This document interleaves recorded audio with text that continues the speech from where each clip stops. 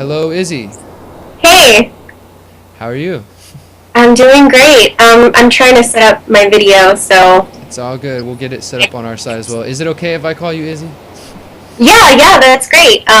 That's what everyone calls me, so. Cool. Well, as you get your video set up, go ahead and tell everybody a little bit about yourself. Okay. So my name is Isabel Whitehead, and I am a student, a yoga teacher, and a meditation teacher as well. And I've been teaching for a little over a year now, and it's been a really amazing process, and it's wonderful to kind of get into the depths of other people's lives, because that's what it turns into. It starts off as an hour-long class, and by the end of the class, you know a lot of intimate details about people just from their body language or what they choose to share. And so that's really kind of where I'm coming from right now, is starting as a new teacher and those experiences that it's bringing me. Yeah, definitely. So I was just talking about my experience with meditation, and I practice yoga somewhat frequently, not as often as I would like, but I know you're a bit more experienced in that area than I am. But what particularly did you want to get into tonight and share with the audience? Well, I guess the first thing is that, and can you see my video at all? Did it end up working? How's it going over there? Yeah, we got you. Okay, cool, awesome. So I guess what I wanted to start with was that I thought it was interesting that you were talking about your experiences and how it's really easy to meditate, I guess, when you're in nature or when you're in a solitary type of situation. And I think that tends to be a really common case for a lot of people. And I guess there's a lot of distractions that people find arise in their lives, and it's hard to kind of work in meditation around that. And so I wanted to talk a little bit about the different forms of meditation and some of the misconceptions that are out there, and just how to build a basic practice. Yeah, sure. Go ahead. Let's first talk about what type of meditation do you practice, I guess. Let's start with that. Okay. So out of the few types that I've tried, there's Zazen, which is simply sitting. It's a concentration meditation, and I personally find it really, really difficult. I really enjoy guided meditation. I enjoy meditating with a group, kind of like a med mob type thing. But guided meditation is really great for beginners, and also really great for creative types, artists, and right-brained people. Whereas concentration meditation tends to be a lot better for left-brained people, and they produce really different results. Yeah, Zazen's what I first came to know through, for the audience, Zazen is specifically related to Zen Buddhism. Right. As Izzy said, it literally means to sit and to still your mind. But go on.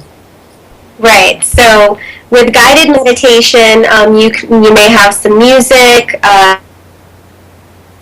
You might have someone speaking throughout the meditation, and that's what I actually teach in my classes. And I think that the reason why it's easy for beginners is because it gives your thoughts a kind of path to follow. And so instead of sitting there, like you said, thinking about, what chores you have to do, or just kind of things that are pressing on your mind, and then feeling guilty that you're still sitting there thinking and you're not relaxing, quote unquote, it takes away from the point of being present. And I think that my personal definition of meditation would just be that it's a form of learning how to be truly present in a moment. And to do that, you have to learn how to cultivate what they call mindfulness. And there's all these words that kind of go along when you're learning about meditation. When I first heard mindfulness, I thought, okay, well, what the hell does that mean? Because it's like a really vague concept, but it simply means training your brain, retraining your thoughts, transmuting your energy, and changing the energies that are arising in your life, and really focusing them. It takes a lot of self-discipline to start to even attempt it. And you can do that by simplifying your meditations into awareness of the breath, or awareness of your senses. So you can do sense meditations where you sit, you close your eyes, you begin your breathing, and you start allowing your brain to still be busy.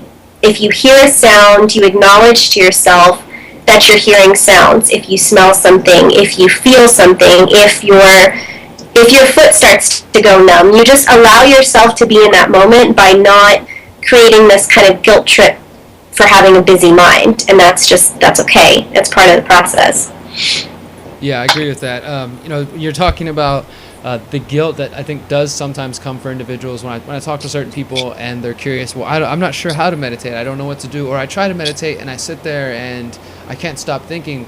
And I think it's kind of this misconception that we have to smash our thoughts to the ground, or we have to, smother them away, and that, as I said earlier, that it's just going to magically, your brain's going to become blank and there's not going to, anything's going to happen, So guided meditation, I do find very helpful. There, things like, if you're actually trying to not focus on thinking anything, I would suggest for those who are interested in that path to start with counting your breath, which is, it's funny how you'll be counting your breath, or you'll feel like you're really focused on this meditation, then all of a sudden you're thinking about what you want to eat or something. Like, wait, how did I get here again? And it's important not to be hard on yourself, though, just to, as Buddha said, to basically say, and we're back. Thank you guys for staying tuned. Sorry about that brief interlude as we once again deal with technical issues. So go ahead, Izzy. Let's continue our conversation discussing guided meditation and other tips that you have for those who are interested.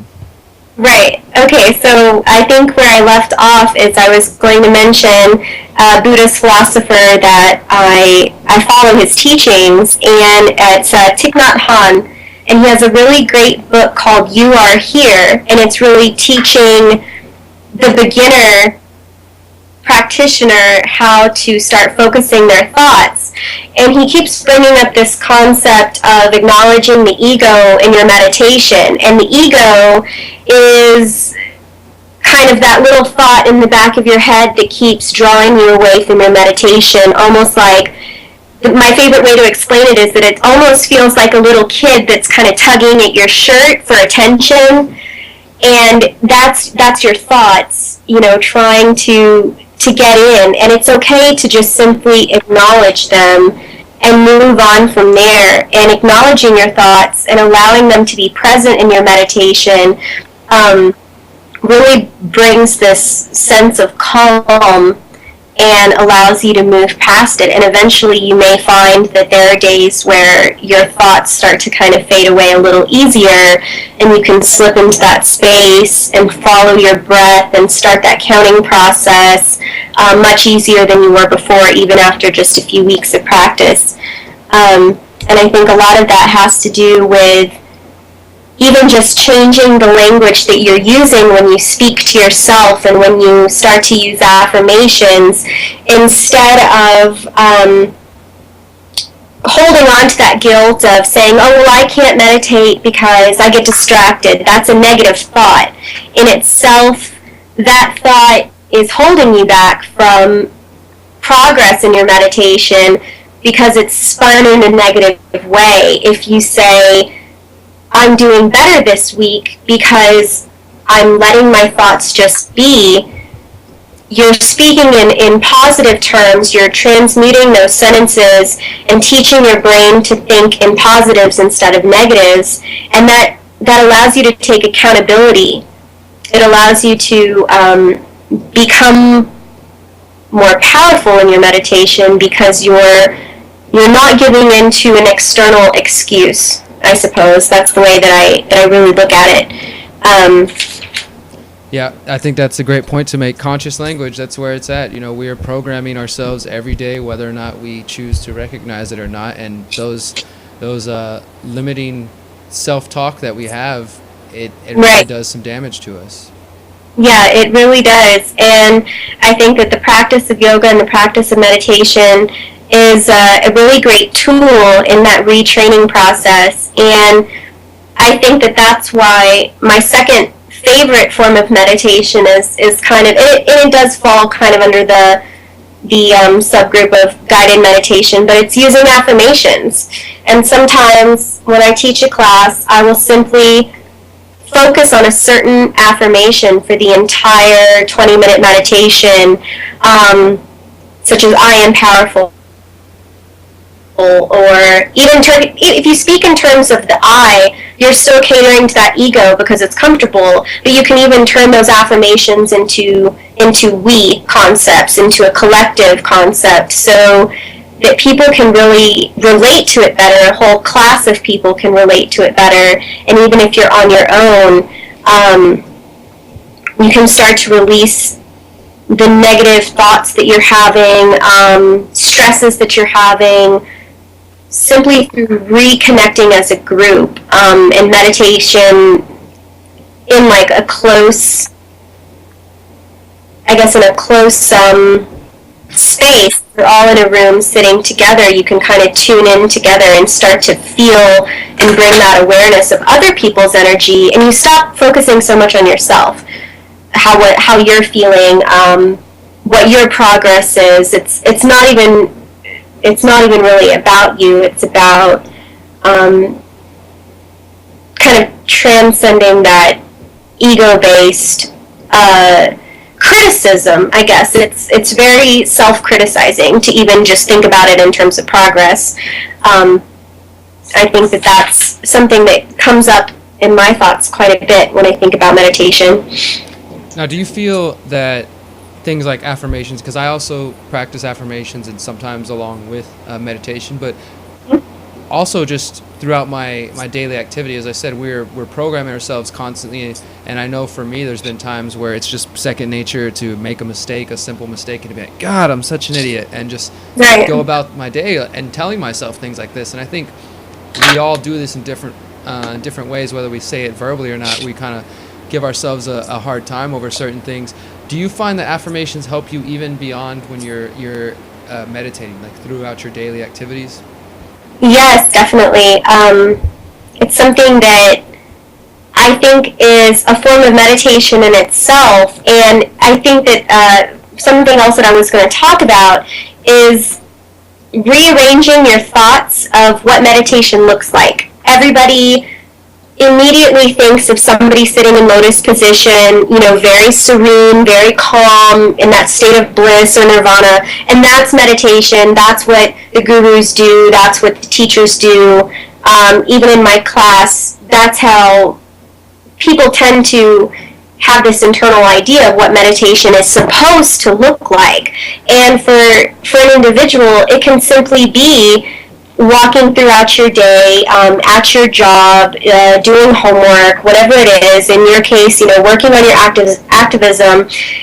Your meditation can be those affirmations. It doesn't have to be, okay, I have to set aside 15 minutes, I have to sit down, I have to close my eyes, and I have to eradicate all of my thoughts magically within this 15 minutes, and if I don't, well then too bad, time's up, I gotta get back to doing my homework. It doesn't have to work that way. And so I think that the affirmations themselves can be a type of meditation, because you are refocusing your thoughts every time you repeat that affirmation to yourself. Yeah, and that's a really important point to hit home that I try to stress as well, that meditation, as you said, people will assume it to be this one particular form, but it can be bicycling, it can be taking walks. It's really just about having that moment with yourself, and sometimes just reaffirming your power, your potential is an important aspect of that.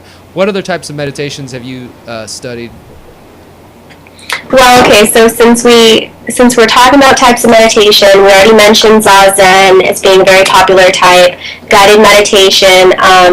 There are a lot of people that practice walking meditation, and I have experienced that, and it is a really beautiful thing, because you focus on your breath first and foremost. That's kind of the basis for all of them.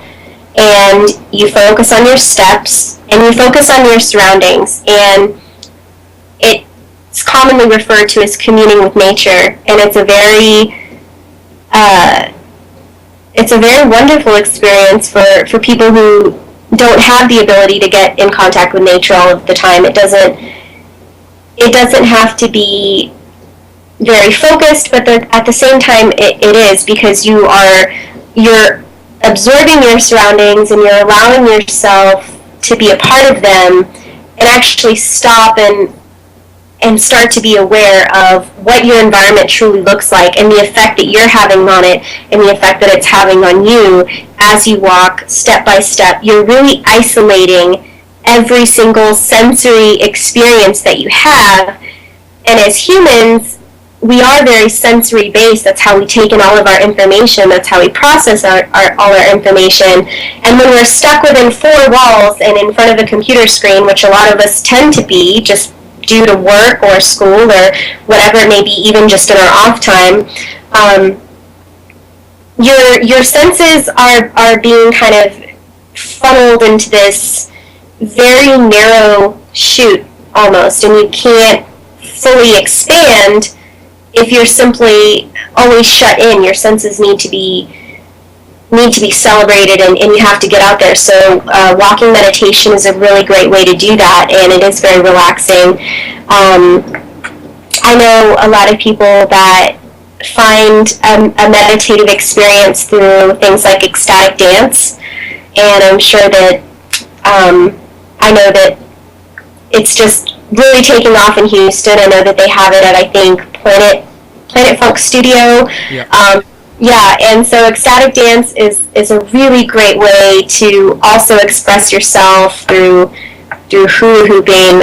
Anything that allows you to focus on your breath, to slow your thoughts down, and you start to isolate and either focus on one experience or one sense, or you can kind of acknowledge all of them as they happen, as they come to you. And so those are the different types that I have gotten into and really enjoyed, and I'm really excited to just promote within people that I know.